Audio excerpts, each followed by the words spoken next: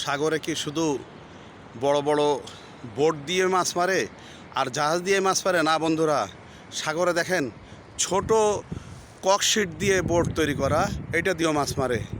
ককশিটের boat আমার সামনে আছে, এই দেখুন সাগর পাড়ের ককশিটের বোট। আপনারা আগে দেখেছেন কিনা জানি না, কিন্তু সাগর পাড়ের এই ককশিটের বোট দিয়ে মাঝিরা অন্ততপক্ষে এখান থেকে 3 থেকে 4 কিলোমিটার দূর চলে যায় মাছ মারতে। এই বোট দিয়েই, ককশিটের এই বোটে মাছ মারে।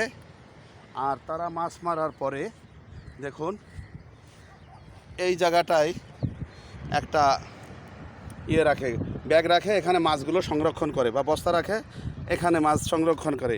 এই যে আমি দেখাচ্ছি যে এই জায়গাটায়। সাগরের জীবনযাত্রা এত সহজ নয়, অনেক কঠিন। আবারও কোনো ভিডিওতে অবশ্যই দেখা হবে আপনাদের সাথে। আসসালামু আলাইকুম।